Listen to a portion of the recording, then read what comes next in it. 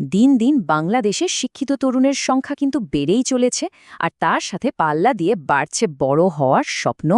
কিন্তু স্বপ্ন আর বাস্তবতার মধ্যে যে একটা বিশাল দেয়াল আছে, সেটা কতটা চওড়া কখনো কি ভেবে দেখেছি আমরা? আজকের এই আলোচনায় আমরা ঠিক সেই দেয়ালটা নিয়েই কথা বলবো। মানে বাংলাদেশে তরুণদের বেকারত্বের সংকট, তাদের সেই নীরব সংগ্রাম আর একটা পথ খুঁজে বের করার যে লড়াই, সেই গল্পটাই শুনব। এই যে কথাটা শুনলেন, এটা যেন শুধু একটা লাইন না, এটা দেশের লক্ষ লক্ষ তরুণের মনের কথা। হাতে সার্টিফিকেট, চোখের স্বপ্ন, কিন্তু বাস্তবতা চাকরি নেই। ভাবুন তো একবার, এর চেয়ে বড় হতাশার কি হতে পারে? জাস্ট এই একটা বাক্য, এটাই কিন্তু পুরো সংকটের গভীরতাটা আমাদের সামনে তুলে ধরে। তো স্বপ্ন আর বাস্তবতার এই ফারাক, এটা আসলে ঠিক কতটা বড়? চলুন একটু গভীরে যাই।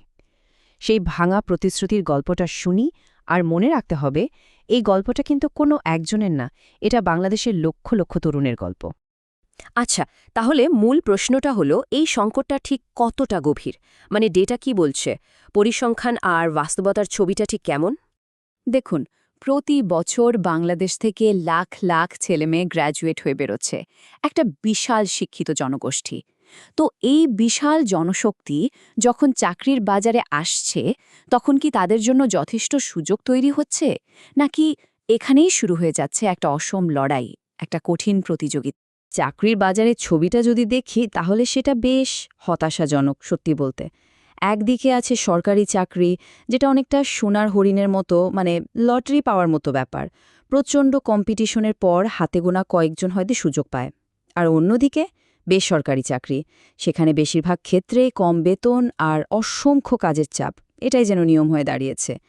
ফলে তরুণদের জন্য অন্য কোনো পথ খুঁজে বের করাটা খুব কঠিন হয়েছে। এই যে অর্থনৈতিক সংকট, চাকরির অভাব, এর পাশাপাশি কিন্তু আরও একটা বড় যুদ্ধ চলছে। এমন একটা যুদ্ধ যা বাইরে থেকে একদমই দেখা যায় না। এটা হলো একটা নীরব মানসিক লড়াই, যা প্রায় প্রত্যেকটা বেকার তরুণকে রোজ লড়তে হচ্ছে। শুধু একবার ভাবার চেষ্টা করুন সেই ছেলে বা মেয়েটার কথা, যে বলছে ৩ বছর ধরে চাকরি খুঁজছে, ইন্টারভিউতে দেই, কিন্তু আর কোনো কলব্যাক আসে না।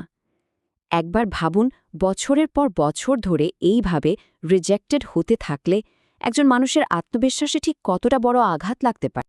আর এর সাথে তো আছে এই সামাজিক আর পারিবারিক চাপ। যখন কেউ বলে, আমার বাড়ির লোক ভাবে আমি অলস, আমি যে কতটা চেষ্টা করছি এটা কেউ বোঝেই না, তখন কিন্তু বোঝা যায় যে এই লড়াইটা কতটা একাকিত্বের। মানে চারপাশের মানুষের ভুল ধারণা আর এই যে না বোঝাটা, এটা পরিস্থিতিকে আরও অনেক বেশি কঠিন করে তোলে। তাহলে শেষ পর্যন্ত কি দাঁড়াচ্ছে? এই সংকটটা আর শুধু অর্থনৈতিক সমস্যায় আটকে থাকছে না, এটা জন্ম দিচ্ছে গভীর ডিপ্রেশন আর আত্মবিশ্বাসের অভাবের। সোজা কথায়, বেকারত্ব একটা লম্বা মানসিক যুদ্ধে পরিণত হচ্ছে। তবে এই সব হতাশার অন্ধকারের মধ্যেও কিন্তু একটা আশার আলো আছে। অনেক তরুণ তরুণী এখন আর ওই গতানুগতিক চাকরির পেছনে ছুটছে না, তারা নিজেরাই নতুন পথ তৈরি করে নিচ্ছে। কি সেই পথগুলো? চলুন দেখি।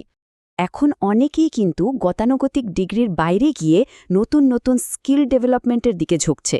ফ্রিল্যান্সিং করে নিজেদের জায়গা তৈরি করছে, আবার কেউ কেউ হয়তো ছোট করেই শুরু করছে, কিন্তু নিজেই কিছু একটা করার চেষ্টা করছে, মানে উদ্যোক্তা হচ্ছে।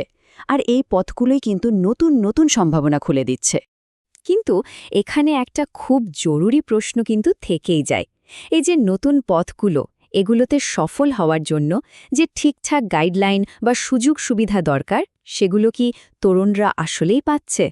এই রাস্তাগুলোকে সবার জন্য সহজ আর টেকসই করার মতো সাপোর্ট সিস্টেম কি আমাদের এখানে আছে? সব মিলিয়ে আমাদের একটা জিনিস পরিষ্কারভাবে বুঝতে হবে, তরুণদের এই সংকটটা শুধু তাদের একার সমস্যা নয়, এর সাথে কিন্তু পুরো দেশের ভবিষ্যৎ জড়িয়ে আছে। তাই এই মুহূর্তে সবচেয়ে বড় চ্যালেঞ্জ বা আহ্বানটা হলো আমাদের ভবিষ্যতের দিকেই। কথাটা খুবই সহজ আর পরিষ্কার। এই তরুণরাই হলো বাংলাদেশের ভবিষ্যৎ। তাদের অবহেলা করার মানে হলো দেশেরই ক্ষতি করা। সত্যি বলতে, এই যে এত সম্ভাবনাময় একটা জেনারেশন, তাদের শক্তিটাকে যদি আমরা ঠিকমতো কাজে লাগাতে না পারি, তাহলে এটা দেশের জন্য একটা অপূরণীয় ক্ষতি, এর চেয়ে বেশি কিছু না। তো এখন সময় এসেছে শুধু কথা না বলে কাজে নামার, নক্কর পদক্ষেপ নেয়ার। কিন্তু আসল প্রশ্নটা হলো, শুরুটা হবে কিভাবে? কোন স্টেপগুলো নেয়া এখন সবচেয়ে বেশি জরুরি? এই বড় প্রশ্নটাই আজ আমাদের সবার সামনে।